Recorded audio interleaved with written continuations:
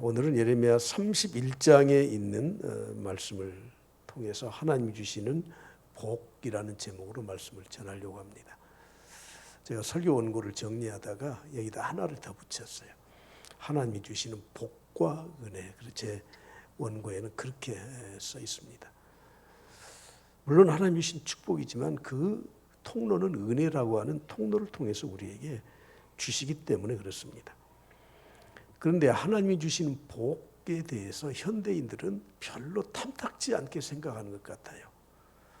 믿음이 건전하고 또 신앙생활을 잘 하시는 분들 가운데도, 설교자들 가운데도 이 복, 축복이라는 말을 별로 안 쓰려고 해요. 왜냐하면 기복신앙을 가지고 잘못된 복의 개념을 통해서 광신적인 신앙생활을 했던 몇 사람들 때문에 아마 부정적인 인식이 있었는지는 모르지만 하나님께 복 받는다 그러면 조금 얕잡아 보는 그런 경우가 있는데 절대 그래서는 안 됩니다. 우리 인간은 하나님이 주신 축복으로 사는 줄 믿습니다. 할렐루야. 그리고 또 한 가지는 현대 과학이 발달되고 경제 규모가 커지고 그리고 사람들이 자기 힘으로 얼마든지 인생을 좀 잘 사는 것 같으니까 하나님이 안 도와주셔도 하나님 그냥 계셔요. 내 마음에 좀 위로만 되면 되지 나는 하나님이 없어도 살만하거든요. 아마 그런 마음이 있지 않나 하는 생각입니다. 전부 다 인간의 교만한 마음 때문에 그런 것입니다. 그러나 하나님은 천지창조 후에 인류의 시조인 아담과 하와를 하나님의 형상대로 창조하신 후에 맨 먼저 하셨던 일이 무엇입니까? 창세기 1장 28절에 이렇게 말씀합니다. 하나님이 그들에게 복을 주시며 무엇을 주셨어요? 복을 주셨어요. 우리 인류에게 하나님은 복을 주셨어요. 그래서 그들이 생육하고 번성하고 땅에 충만할 수 있었고 땅을 정복하고 그리고 모든 생물을 다스릴 수가 있었던 것입니다. 다시 말하면 만물의 영장으로 살아갈 수 있었던 것입니다. 하나님은 역사의 변곡점마다 사람들에게 나타나셔서 하나님의 사람들에게 나타나셔서 복을 주셔요. 노아 홍수를 통해서 인류가 다 멸망당한 이후에 홍수가 끝난 다음에 하나님은 노아의 가족들에게 이렇게 말씀하십니다. 하나님이 노아와 그 아들들에게 무엇을 주셨습니까? 복을 주셔요. 복을. 우리 인간은 하나님의 복이 아니면 하나님이 주시는 이 축복이 아니면 살아갈 수 없기 때문에 항상 역사의 특별한 변곡점마다 하나님께서 복을 주셨던 것입니다. 복을 약속하셨습니다. 바벨탑을 쌓았던 인류를 하나님은 다 드시고 우상의 도시 갈대아우르에서 아브라함을 불러내신 후에 가나안 땅에 입성하는 아브라함에게 하나님은 뭐라고 말씀하십니까? 내가 너로 큰 민족을 이루고 그리고 내게 복을 주어. 아브라함은 우리의 믿음의 조상인데 그 믿음의 종상에게 다시 하나님은 복을 주셨어요. 내 이름을 창대하게 할 것이다. 너는 복이 될 것이다. 복 자체가 될 것이다. 너를 축복하는 자에게 내가 복을 내리고 너를 저주하는 자에게 내가 저주하리니 땅의 모든 족속이 너로 말미암아 무엇을 얻어요? 복을 얻을 것이라. 이렇게 말씀하십니다. 주님이 이 땅에 오셔서 공생의 사역을 시작하시면서 말씀을 전하실 때에도 그의 메시지의 첫 번째가 복이에요. 지금까지 우리가 생각했던 복에 대한 개념을 완전히 바꿔서 재해석을 해주세요. 그게 마태복음 5장에 있는 팔복이라고 하는 거예요. 그러면 우리 기독교는 복의 종교예요. 만복의 근원 대신 하나님을 믿는 그런 종교입니다. 그리고 신앙생활이라고 하는 건 하나님의 은혜와 축복으로 사는 것이라고 할 수 있습니다. 그러면 하나님이 주시는 복이 무엇인가 하는 것입니다. 하나님은 우리 인간이 이 땅에 살아갈 수 있도록 하기 위해서 인간에게 많은 것을 배려해 주시고 우리에게 제공을 해 주시지 않습니까? 그런데 그것 자체가 모두가 다 하나님의 복이라고 하는 것을 잊지 않아야 될 것입니다. 다시 말하면 우리가 세상을 살아가면서 인생에 필요한 것을 주시는 모든 것이 축복이라는 것입니다. 오늘 본문의 말씀 23절 말씀을 보면 이렇게 말씀합니다. 이스라엘 백성들이 바벨론에서 포로에 풀려난 이후에 그들의 삶에 대한 예언입니다. 만군의 여호와 이스라엘의 하나님께서 이와 같이 말씀하시니라. 내가 그 사로잡힌 자를 돌아오게 할 때에는 그들이 유다 땅과 그 성읍들에서 다시 이 말을 쓸 것이다. 곧 의로운 처소, 거룩한 산, 여호와의 거룩한 산이라고 하고, 그리고 다 같이 봅니다. 시작. 여호와께서 내게 복 주시기를 원하노라 할 것이며. 그들이 회복된 이후에 하나님은 축복을 언약하시고 약속하셨습니다. 여러분, 오늘 우리가 코로나의 이 삶 가운데 지금 1년 반이 넘고 2년이 다 지나가는 환경 속에서 우리가 너무 힘들고 고통스럽지 않습니까? 바벨론 70년의 포로 생활과 비교할 수는 없지만 그래도 우리에게 이런 것들을 하나님이 주셨다고 하는 건 무언가 의미가 있을 것입니다. 그런데 하나님은 이 코로나 이후에 우리에게 예비하신 것이 분명히 있다고 저는 확신하면서 이 본문을 보게 됐습니다. 우리가 코로나 이후에 하나님이 예비하신 것이 있어요. 그걸 우리는 이 어려운 환경 속에서, 힘든 상황 속에서 준비를 하고, 하나님 주신 이 은혜와 축복은 담을 그릇이 있어야 담겨지는 거예요. 오늘 우리는 이런 과정 속에서, 이런 세월을 살아가면서 하나님이 우리에게 약속하신 그 축복이 무엇인가 하는 것을 기억하면서 그것을 준비할 수 있는 그릇을 만들어가는 계기로 삼을 수 있기를 간절히 축복합니다. 그러면 하나님이 우리의 모든 삶에서 필요한 것들을 다 주시는 것이 다 복이라고 말씀하는데 그것이 무엇입니까? 요한 3서 1장 2절에 말씀합니다. 내 영혼이 잘됨 같이, 첫째는 영혼이 잘 되는 게 축복이에요. 두 번째는 범사 잘 되고 범사가 잘 되는 거예요. 세 번째는 강건하기를 내가 간구하노라. 우리가 건강하게 강건하게 사는 것이 복이에요. 첫 번째는 우리 영혼이 잘 되는 거예요. 그러나 우리 영혼만 잘 되는 것이 아니라 범사, 우리가 사는 모든 직장, 우리가 사는 모든 삶이 잘 되어야 돼요. 형통하게 되어야 돼요. 요셉이 애굽의 노예로 팔려가지 않습니까? 그런데 창세기 39장에서 이렇게 말씀합니다. 여호와께서 요셉에게 함께 하셨다. 요셉에게 함께 하신 것이 무엇입니까? 영혼이 잘 되는 거예요. 그런데 요셉에게 함께 하신 그 하나님의 은혜로 종으로 노예로 팔려갔지만 그러나 그는 형통한 자가 되었어요. 그래서 가는 곳마다 형통한 일을 사람들에게 보여주었습니다. 그래서 보디발이, 그 가정의 모든 가족들이 요셉이 하나님이 함께 하시는 형통한 삶을 그들이 보았다고 말씀하고 있습니다. 여호수아는 그의 나이 85세에 모세에게, 과거 모세에게 주셨던 그 약속을 들고 나와서 여호수아에게 간청을 하죠. 여호수아 14장에 보면 이제 보소서 여호와께서 이 말씀을 모세에게 이르신 때로부터 이스라엘 광야에서 방황한 지 몇 년이 지났어요? 45년. 광야 40년, 그리고 가나안에 입성해서 전쟁을 치르는 동안 5년. 그래서 45년이 지났습니다. 여호수아는 항상 그의 마음속에 모세를 통해서 그에게 주신 이 사명과 약속을 잊지 않고 살았습니다. 그래서 그의 나이가 몇 살이 되었습니까? 85세가 된 거예요. 그런데 보십시오. 85세의 이 노인이 육신이 강건해요. 그래서 이 헤브론 산지, 험악한 그 산지를 나에게 주셔서 내가 정복하겠습니다. 육신의 강건함으로 그는 85세까지 살고 있었던 것입니다. 오늘 우리 모든 성도들이 하나님이 함께 하신 영혼이 잘 되는 삶을 살기 바랍니다. 그리고 여러분들이 하시는 일들이 하나님이 도와주심으로 범사에 잘 되기 바랍니다. 뿐만 아니라 육신의 강건함을 누리고 살아갈 수 있기를 간절히 축복합니다. 요한 3서에 보면 조금 더 내려가서 4절에 이렇게 말씀해요. 내가 내 자녀들이 무엇 안에 행하는 것? 진리 안에. 진리 안에서 행한다함을 듣는 것보다 더 기쁜 일이 없도다. 우리가 진리 안에서, 그리스도 안에서, 믿음 안에서 사는 것이 최고의 은혜와 축복임을 우리에게 말씀하셔요. 주님은 말씀하십니다. 내가 너희와 세상 끝날까지 항상 함께 있으리라 말씀하시지 않습니까? 요한 3서에서 말씀하는 것처럼 영혼이 잘 되는 것, 진리 안에 거하는 것, 그리고 우리 주님이 말씀하신 것처럼 예수 그리스도와 함께, 하나님과 함께 사는 것이 축복의 첫 번째임을 우리에게 말씀하고 하고 있습니다. 그럼에도 불구하고 하나님은 우리의 삶에 필요한 것들을 영적인 것만 공급해 주시는 것이 아니라 우리에게 필요한 것들을 공급해 주셔요. 찬양 가운데 주와 함께라면이라는 찬양이 있습니다.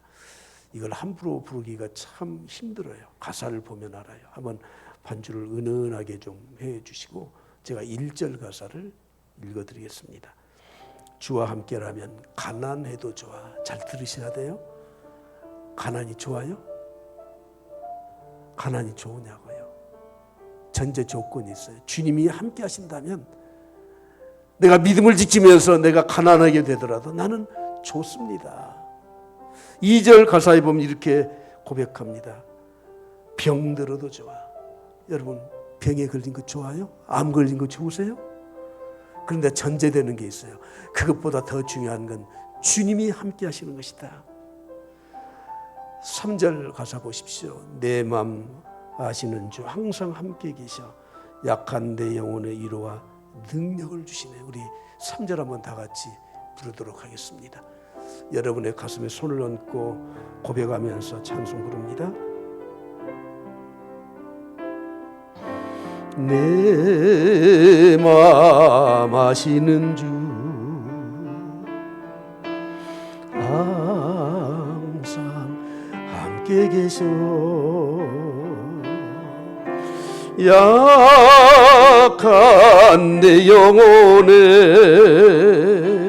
위로와 능력 주시네. 가난해도 병이 들어도 시련의 밤 어둡고 깊어도 나는 결코 떠날 수 없어.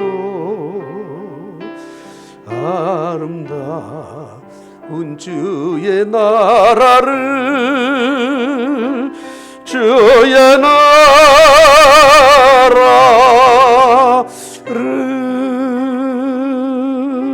나라를. 사랑하는 성도 여러분, 내 인생에 내가 살아가는 길에 필요해서 주시는 모든 것이 축복이에요. 우리는 가난도 싫어하고 고통도 싫어하고 질병도 싫어해요. 그러나 내 인생이 하나님의 뜻대로 올바로 가도록 하기 위해서 이유 모를 욥에게 주신 그 고난을 줄지라도 그것을 알고 나면 이게 하나님이 나에게 주신 축복이다 하는 것을 깨닫게 되는 것입니다. 그럼에도 불구하고 우리는 이 땅에 살면서 고통스럽게 사는 것은 누구든지 달갑지 않게 여겨요. 그러면서 저는 성경을 한번 묵상을 했습니다. 구약부터 신약까지 제가 한번 쭉 스캔을 해봤어요. 그러면서 이 지상에서 우리가 누릴 수 있는 가장 큰 축복이 무엇일까? 부일까? 권력일까? 지식일까? 명예일까? 건강일까? 다 살펴봐도 가장 큰 축복이 하나 있더라고. 그게 무엇인 줄 압니까? 자녀들이 믿음 안에서 잘 되는 겁니다. 자녀는 내가 출생을 통해서 태어났고 또 내가 양육하면서 기르고 교육을 시켜서 이 땅에서 사람답게 살아갈 수 있도록 하는 책임이 부모에게 있어요. 그러면서 부모의 삶의 일부를 전수시켜 주잖아요. 그런데 그 자녀들이 세상에서 잘 나가요. 돈도 잘 벌어요. 지위도 있어요. 뭐 좋은 직장도 있어요. 그것이 아니라 정말 하나님의 은혜와 축복을 담을 수 있는 그릇인 믿음 안에서 올바로 살아가는 것이 그것이 가장 큰 축복이라고 저는 생각이 돼요. 그래서 구약과 신약에 있는 인물들을 쭉 훑어보니까 스캔을 해보니까 가장 복받은 사람이 한 사람이 있더라고. 자, 소개해드릴까요? 별로 관심이 없으면 그냥 넘어가고요. 그 사람이 바로 한나예요. 한나.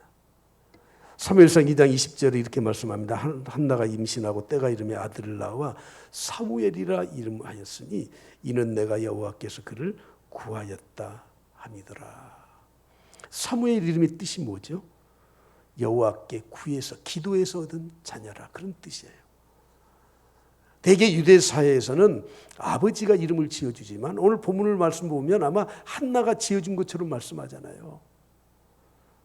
내 아들 한나, 아들이 중요한 것이 아니라 내가 힘들고 어렵고 고통스럽고 가정에 이 불화를 겪고 그런 환경 속에서 하나님 앞에 부르짖어서 하나님이 한나를 치유해 주시고 축복해 주셔서 하나님께 구해서 얻은 아들 사무엘, 생각만 해도 가장 큰 축복이 아니겠습니까? 한나를 괴롭혔던 가정의 문제가 있었습니다. 하나님은 그것을 통해서 부르짖게 하셨습니다.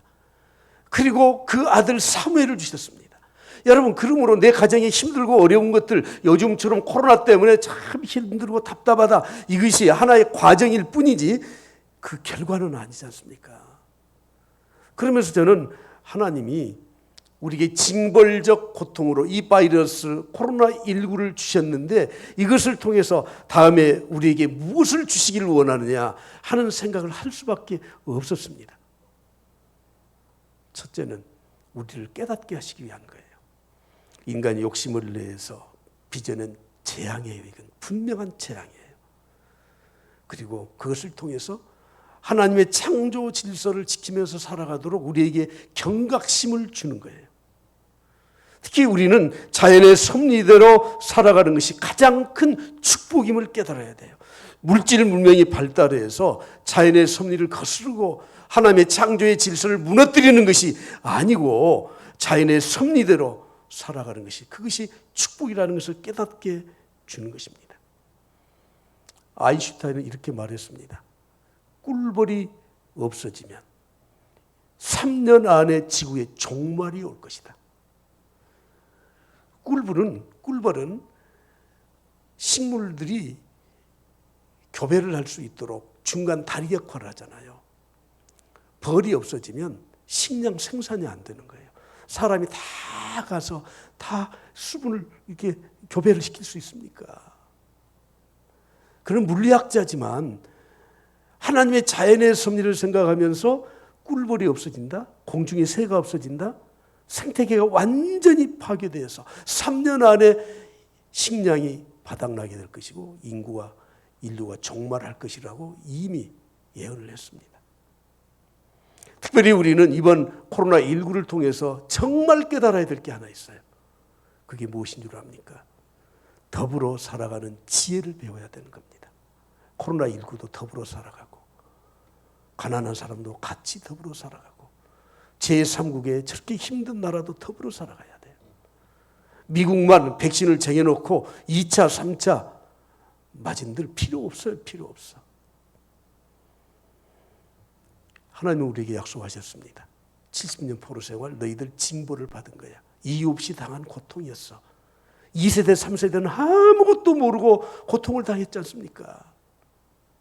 그런데 그 징벌이 끝날 때에 그들이 깨닫고 하나님 앞에 돌아올 때, 회개하고 돌아올 때 하나님이 은혜를 주셔요. 축복을 해주셔요. 복을 주실 때는 어떤 일이 일어나겠느냐 하네요. 그래서 저는 코로나19가 마치게 되면 기대가 돼요. 기대가. 우리가 이것을 깨닫고 하나님의 창조의 질서를 따라서 우리의 믿음이 올바로 서게 될 때 하나님이 주실 이 은혜와 축복이 기다리고 있기 때문에 그 은혜와 축복이 24절부터 26절에 기록되어 있어요. 다 같이 보겠습니다. 유다와 그 모든 성읍의 농부와 양떼를 인도하는 자가 거기에 첫째는 함께 살아야 더불어 살 수 있도록 하셔요. 지금 우리가 사는 게 아니에요. 더불어 살지 못해요. 두 번째, 이는 내가 피곤한 심령을 상쾌하게 하며 모든 연약한 심령을 만족하게 하였습니다. 피곤한 심령을 상쾌하게 만들고 우리의 연약한 심령을 만족하게 해요. 우리가 우리의 마음에 만족감을 누리면서 살 수 있도록 하셔요. 그 결과 예레미야가 내가 깨어보니, 다 같이 시작, 내 잠이 달았더라. 단잠을 주셔. 단잠을. 오늘 이 세 가지를 본론으로 좀 말씀을 드리려고 합니다. 첫째는 모든 거민과 가축이 함께 살도록 하신다는 것입니다. 여러분, 인간의 삶은 피차 어울려야 행복한 겁니다. 요즘 사회적 거리두기라고 해서 이 공적인 이런 모임은 인원 제한을 두긴 두지만 4명이 아니고 그 크기에 따라 좀 다르잖아요. 그렇죠? 그러나 사적 모임은 몇 명까지 모여요? 4명까지. 5명 이상이면 범칙금으로 해야 돼요. 지난번에 고위직에 있었던 분들 같은데 다 마치고 어떤 집에서 모였대요. 그래서 저녁 식사하고 그냥 한잔하고 그랬더니 5명이 모였대. 근데 그 집에서 일하시는 이 분이, 그 여자분이 오랫동안 그 집에서 도우미로, 가사 도우미로 일했는데 뭐가 불편했는지 고발을 해버렸어. 그래서 거기에 자리에 함께했던 고위직들이 지금 낭패를 당해요. 낭패를. 그리고 범칙금 물어요. 세상이 이래서 되겠습니까? 4명 모이나 5명 모이나 하면 큰 차이가 있나요? 그러나 행정명령이기 때문에 우리는 그걸 그냥 최소한으로 지켜나가는 것뿐이에요. 인간이 이 땅에서 세상을 정복하고 다스리기 시작할 때 하나님은 가축을 우리 인간과 함께 살도록 하셨어요.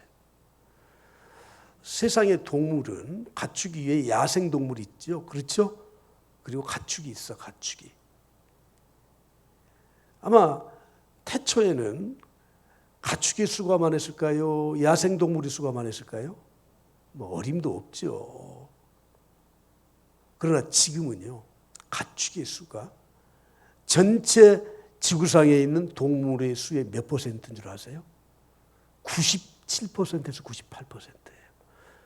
다시 말하면 인간이 이 지구를 완전히 점령해 버렸어요. 그래서 야생동물이 설 곳이 없는 거예요. 여러분 양계장을 가보십시오. 그냥 그 닭장에다가 빽하게 이 달걀 받으려고 그렇게 닭을 키우잖아요. 그래서 자꾸 이 초류독감이 와서 그냥 막 퍼지는 거예요.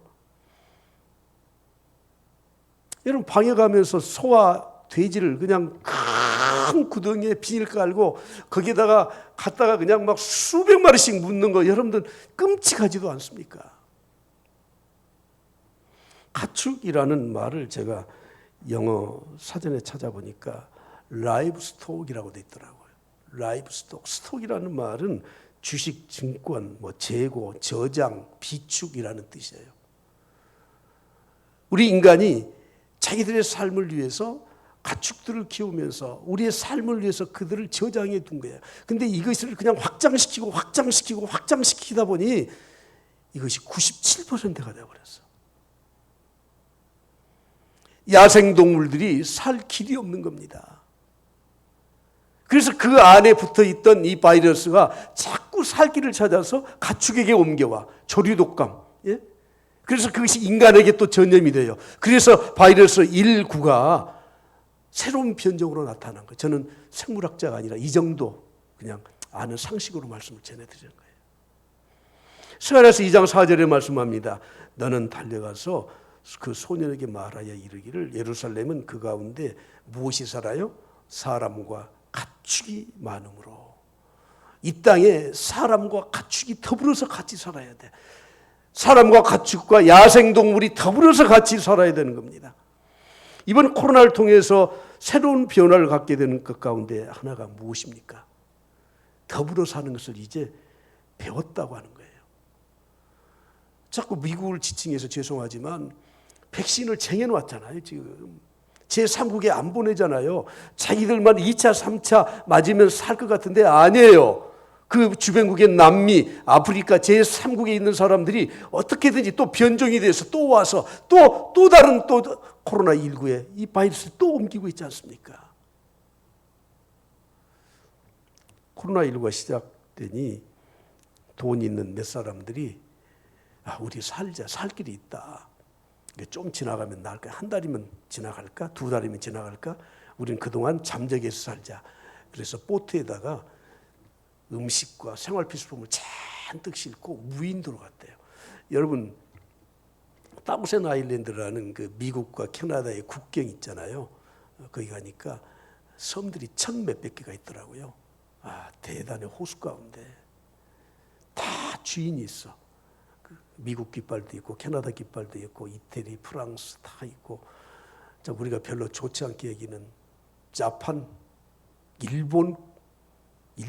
일본기도 있더라고. 근데 제가 일부러 눈을 씻고 찾아봤어. 그래 가이드한테 물어봤더니 태극기는 없대요. 태극기는. 이병철 회장도 이미 때가 늦어서 그걸 못 사는 모양이에요. 그 사람들은 돈 있어서 보트에다가 먹을 거 생필품 싣고 가서 그래 2달만 견디고 오자. 길면 3달이면 된다. 가서 여러분 먹고 입고 살아보니 언제 밥을 해봤어요? 설거지를 해봤어요? 청소를 해봤어요? 팥줄부를 코를 할 겁니까? 배달에다 시켜 먹을 겁니까? 2손 들고 나왔어. 여러분 코로나를 통해서 우리가 배워야 될 게 하나 있어요. 하나님이 바벨론 제국에서 그들이 70년 포로에서 풀려날 때에 너희들은 더불어 살 수 있도록 해줄 것이다.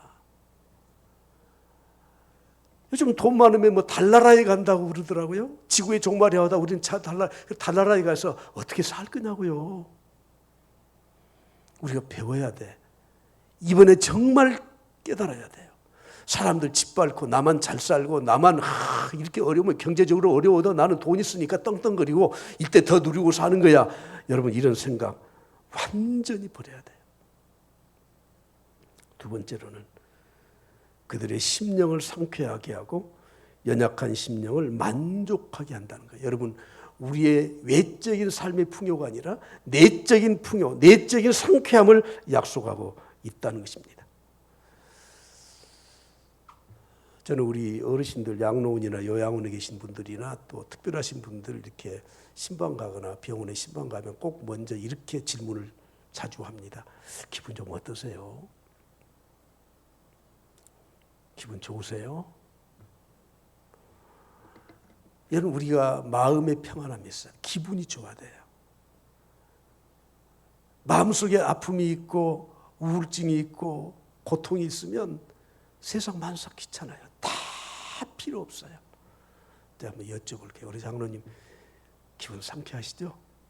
아니 이렇게 목사님이 설교하시는데 기분이 안 좋다 그러면 그건 좀 이상한 거 아니에요? 하나님이 우리를 회복시켜 주실 때는 기대하십시오.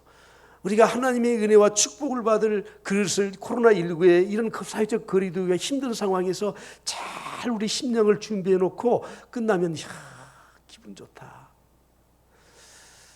커피숍에 가면 저는 요즘 커피를 잘 안 마셔요. 위장도 조금 쓰리고 저녁에 잠도 좀 덜 오는 것 같아서 요즘 저는 허브티를 마셔요.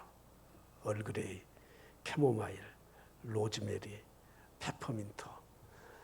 여러분 이 허브티를 마시면 입에 들어가면서 특히 페퍼민트 같은 것은 입이 옛날 우리 박하사탕 아시죠? 기분 좋아요 안 좋아요? 여러분은 감성이 없으시군요. 기분이 얼마나 좋아.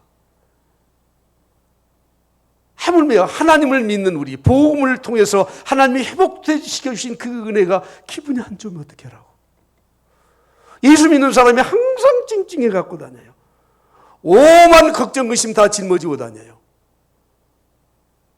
인간의 머리는 하늘을 향하게 해 주었습니다. 하나님이 하늘을 바라보고 살아라고. 제가 지난번에 어떤 심리학자의 책을 읽으면서 이렇구나 손뼉을 쳤어요. 집이 친구가 낮은 곳 그리고 지하실에 사는 사람들은 항상 우울하대요. 그러나 친구가 높고 훤히 트인 곳 그곳에 사는 사람들은 위를 쳐다본대. 위를. 그러면 기분이 좋아진대. 창의력이 생긴대요. 여러분 항상 힘들면 땅 바라보죠. 땅 꺼져라고 한숨 쉬죠. 그러지 마시고 하늘을 쳐다봐요. 그리고 좋은 공기 마셔요. 자, 위 쳐다보세요. 위. 우리 교회 강단이 좀 높았어요. 한 단 더 있었는데 중간에 한 단 낮췄잖아요. 앞에 앉으라 그러니 나이 드신 분이 목사님 고기 아파서 못 앉아요. 그래서 낮춰놨는데도 앞으로 안 오시려고 해. 항상 하늘 쳐다보고 사세요. 온갖 좋은 은사와 선물이 빛들의 아버지 하나님께로부터 오는 겁니다. 사랑하는 성도 여러분, 우리의 심령의 만족함, 상쾌함. 제가 요즘 자주 원어 성경과 영어 성경을 자주 제가 찾아보는데 사도행전 2장 19절에 보면 너희 죄 없이 함을 받으라. 이같이 하면 새롭게 되는 날이 새롭게 된대. 새롭게. 좀 의미가 좀 줄어든 그렇어요. 옛날 개역 한글에 보면 유쾌하게 되는 날이라고 번역을 해놨어요. 유쾌하다. 같은 말이거든요. 그래서 제가 영어 성경을 찾아봤어요. Time of Refreshing이라고 NIV 성경이 되어 있더라고요. Refreshing. Refreshing이 뭐예요? 상쾌하다. 기운이 솟아나도록 한다. 그런 뜻이에요. 하나님이 우리에게 은혜를 주시고 복음의 능력을 가지고 사는 사람들은 항상 힘들고 어려워도 항상 상쾌해요. 새로운 힘이 기운이 돌아나요. 그래서 우리 주님은 제자들을 만날 때마다 자주 말씀하셨습니다. 너희에게 평안을 주노라. 내가 주는 평안은 세상이 줄 수도 없고 알 수도 없다.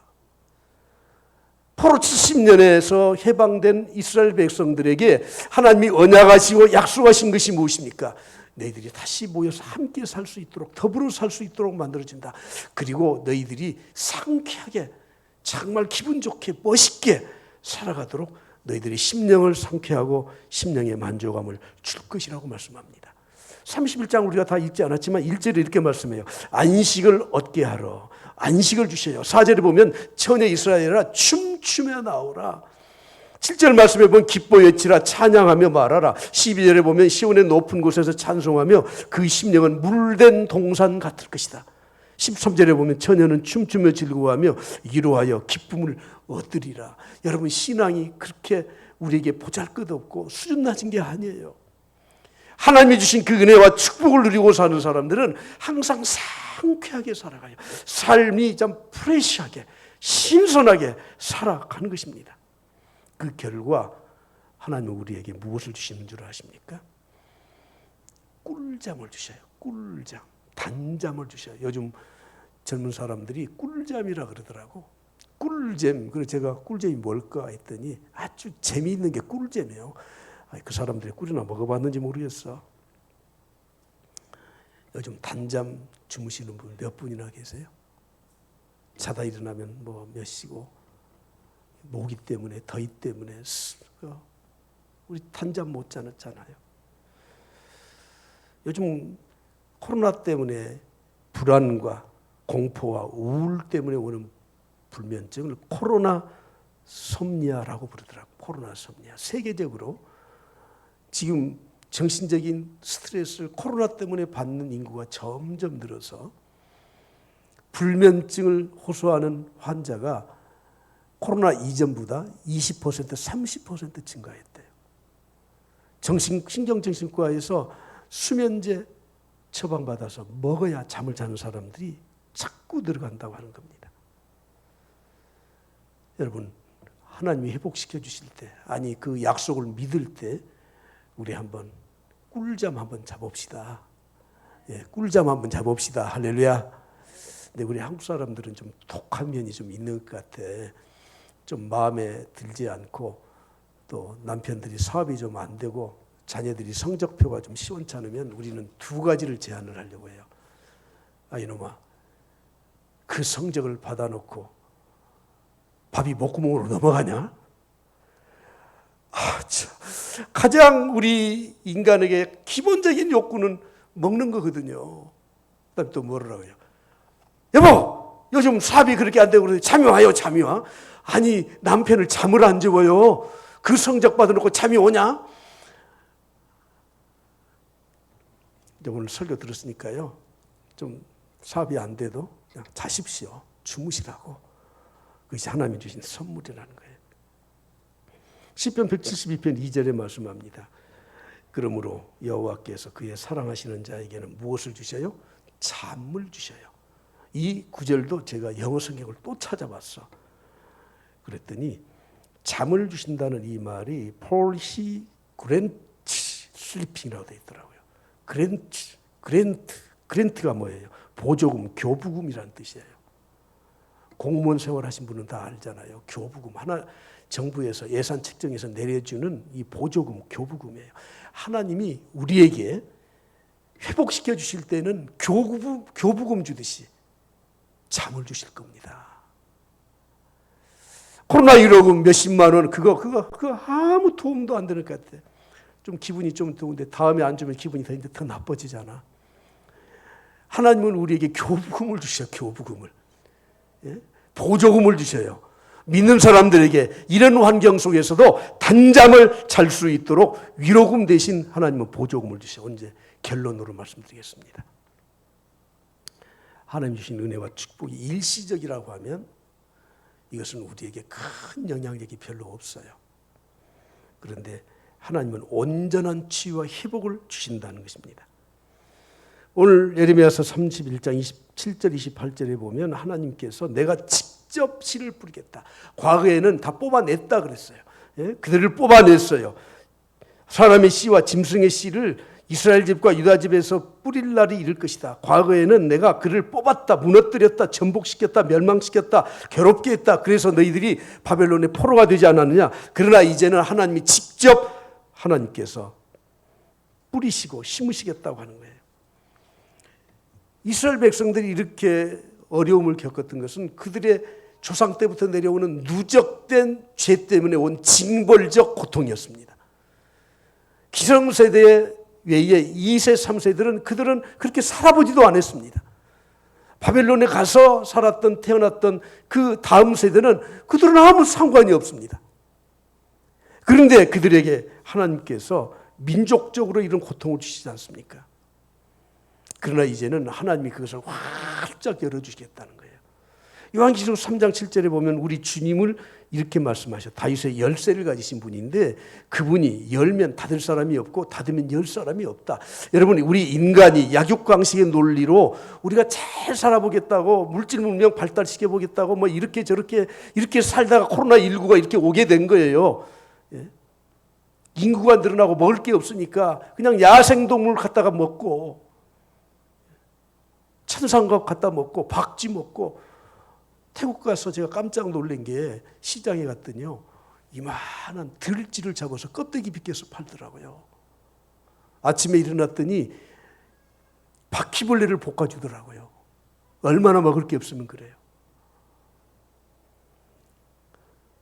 우리가 잘 살아보겠다고 했던 것이 다 이렇게 돌아와요. 그러나 하나님은 우리에게 말씀하십니다. 닫으면 열 사람이 없어요. 열면 닫을 사람이 없어요. 하나님의 손으로 지켜주셔야 된다는 거예요. 배가 아파요. 아니, 나 배가 아프네. 그래요. 한 끼 굶어보죠.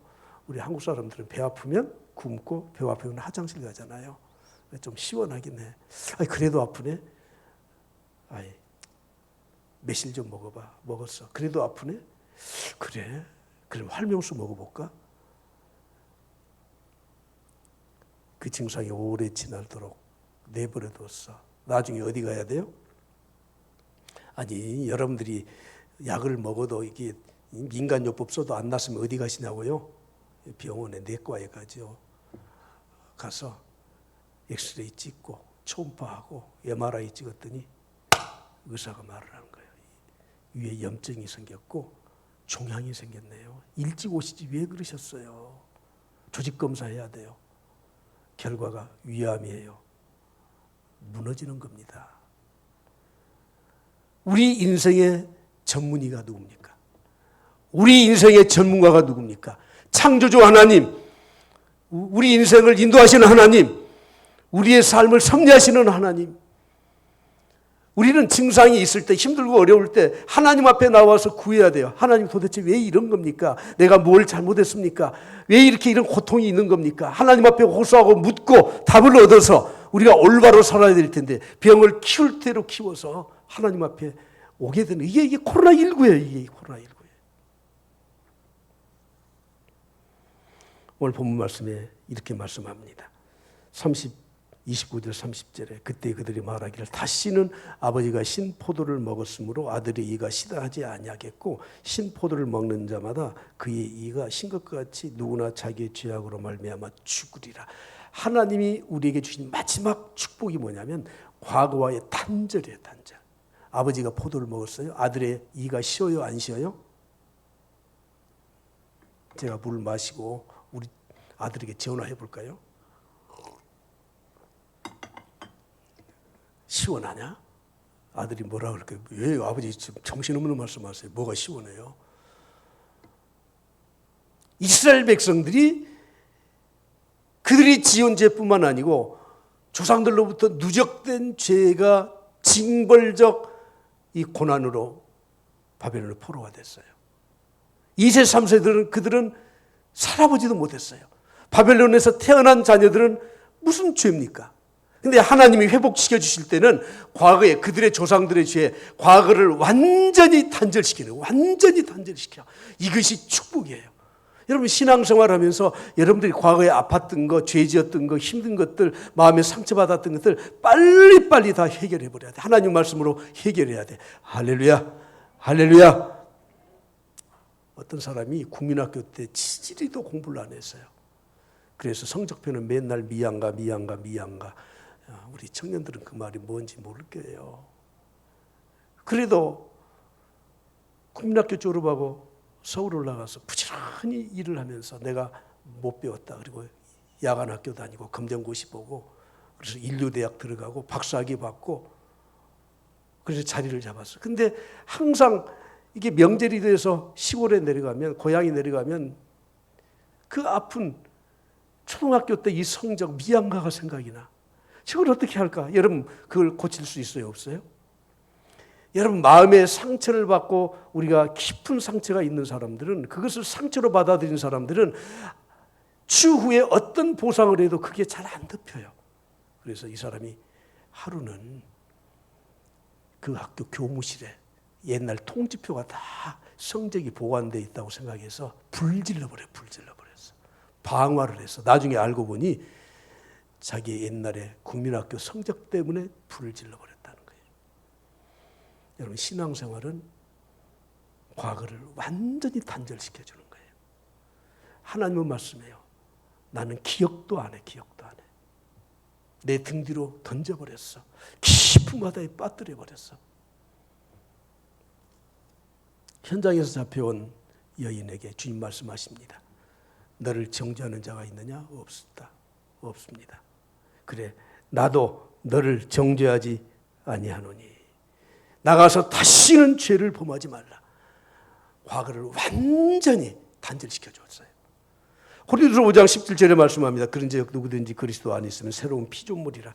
이전 것은 지나갔으니 보라 뭐예요? 새 것이 되었도다. 여러분 신앙생활하면서 이 경험이 없다면 정말 예수 그리스도를 만난 것이라고 할 수 없어요. 코로나19 때문에 힘들어요. 다 힘들어요. 이때 우린 준비해야 돼요. 끝난 다음에 주실 축복을 준비하십시오. 놀라운 역사가 우리에게 있을 줄 믿습니다. 기도하겠습니다.